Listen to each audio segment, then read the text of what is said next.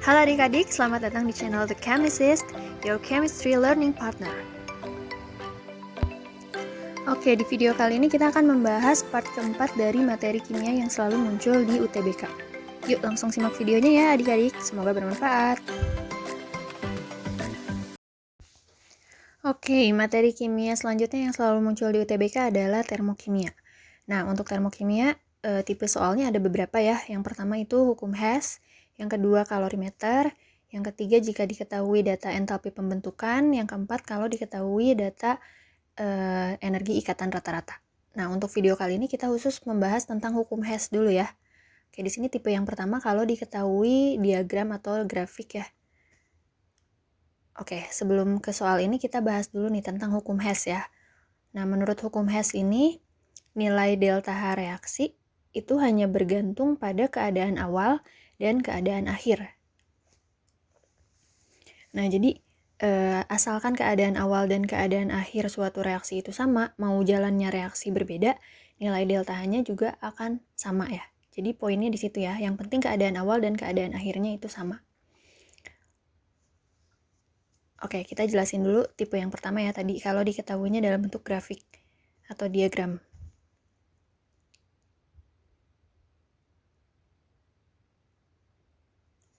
Nah, misalnya ini ada A, B, dan C. Ada delta H1, delta H2, dan delta H3. Nah, misalnya ditanyakan di soal itu delta H1. Delta H1 nilainya berapa?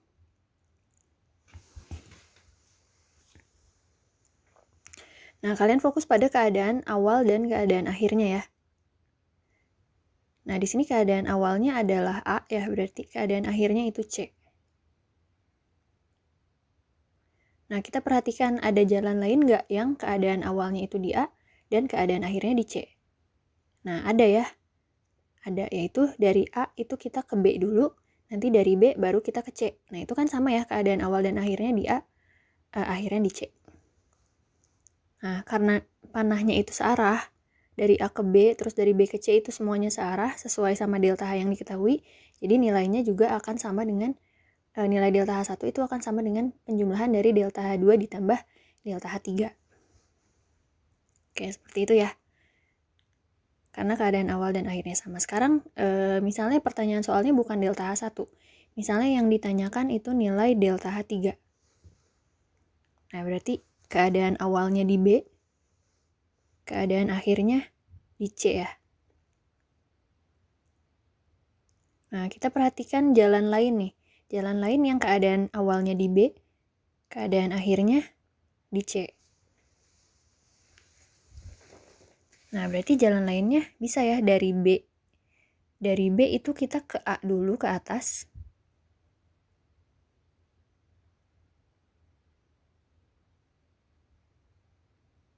Nah, nanti setelah dari A, kita turun ke C.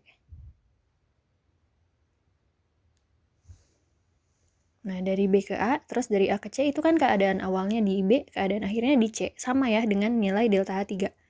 Nah, karena dari B ke A itu arahnya ke atas, berlawanan dengan nilai delta H2. Nah, berarti dari B ke A itu nilainya adalah min delta H2 ya, karena arahnya berlawanan.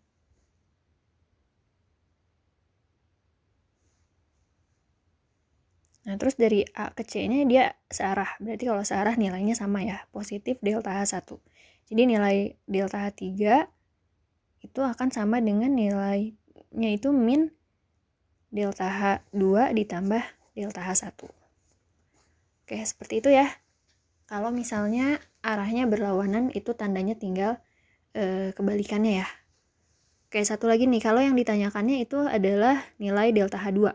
Misalnya dari A ke B. Keadaan awalnya di A, keadaan akhirnya di B. Oke, kita cari jalan lainnya ya.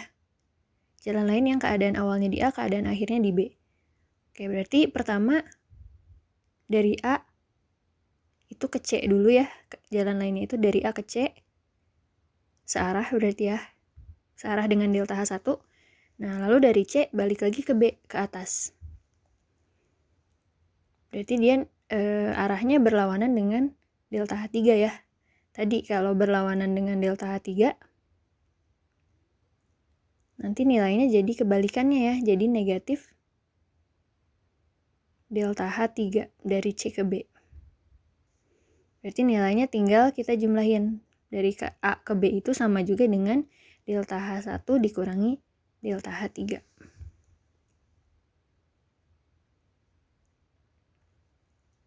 Oke, bisa ya adik-adik cara baca grafiknya. Jadi perhatikan keadaan awal dan akhir, lalu perhatikan juga arahnya. Oke, ini tipe diagram yang lain ya. Cara ngerjainnya sama ya, intinya kita perhatiin keadaan awal dan akhir. Nah, kalau misalnya ditanya delta H1-nya sama dengan berapa? Berarti untuk delta H1 itu keadaan awalnya di A, keadaan akhirnya di C ya. Nah, ada jalan lain kan yang keadaan awalnya di A, keadaan akhirnya di C. Itu dari A ke B dulu, nanti dari B lalu ke C. Awalnya tetap di A, akhirnya tetap di C. Berarti karena nilainya searah, panahnya semuanya searah, jadi nilai delta H1 itu sama dengan delta H2 ditambah delta H3 ya. Oke, sekarang kita coba ganti pertanyaannya. Kalau yang ditanyakannya itu adalah delta H2, misalnya yang ditanya delta H2, keadaan awalnya di A, keadaan akhirnya di B.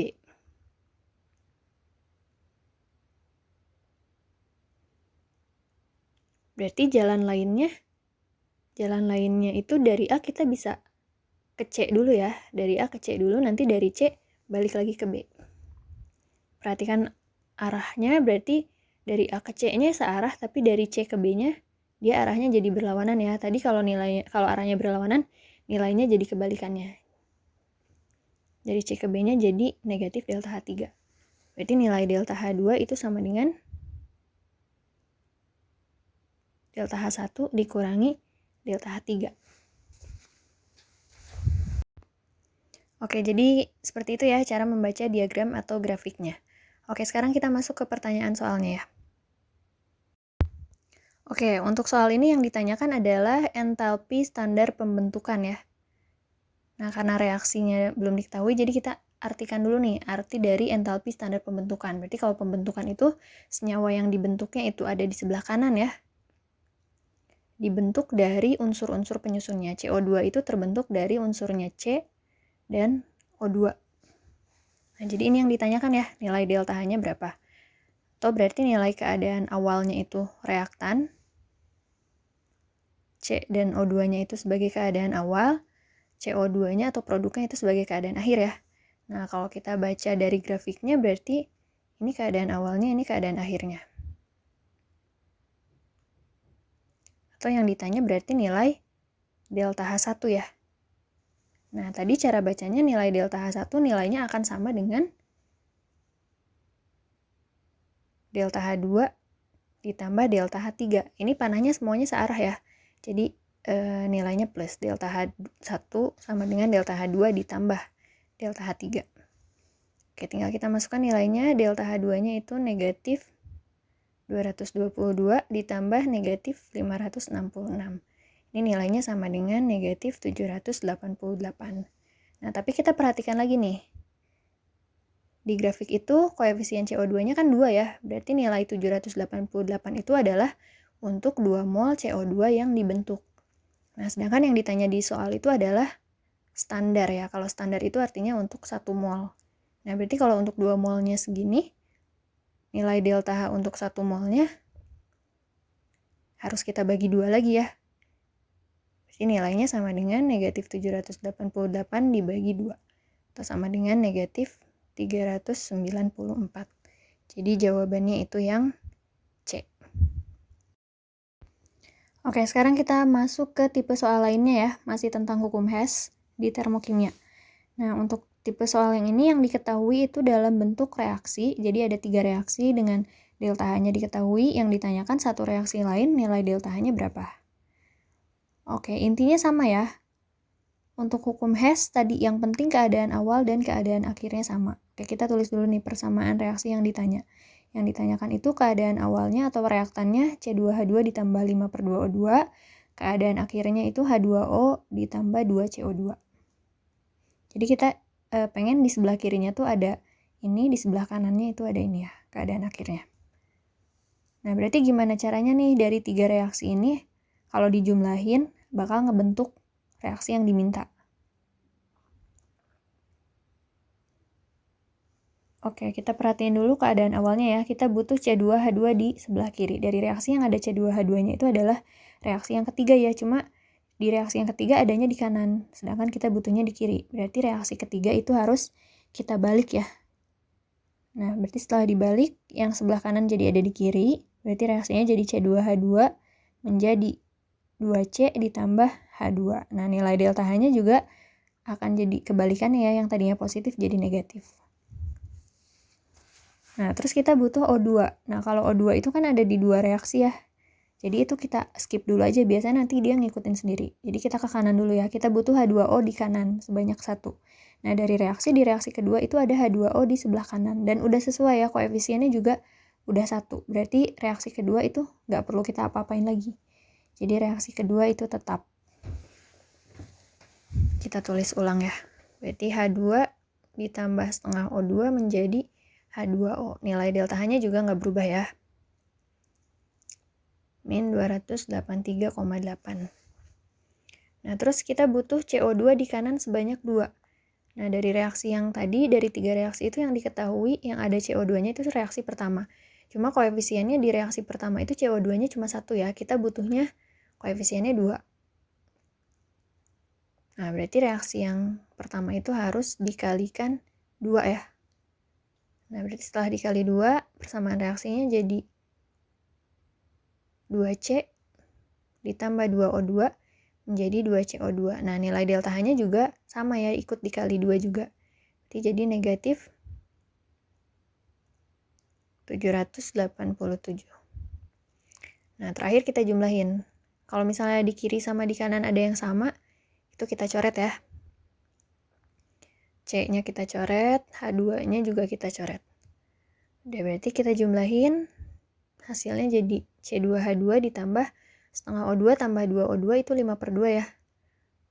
Tambah 5/2O2 menjadi H2O ditambah 2CO2. Berarti nilai delta H-nya juga tinggal kita jumlahkan. Oke, ini persamaan reaksinya udah sesuai ya sama yang ditanyakan ya. Berarti jawabannya yang A. Baik adik-adik, sekian pembahasan hukum Hess di video kali ini. Nah, untuk tipe soal termokimia yang lain akan kita bahas di video lainnya ya. Oke, sampai jumpa di video selanjutnya. Terima kasih.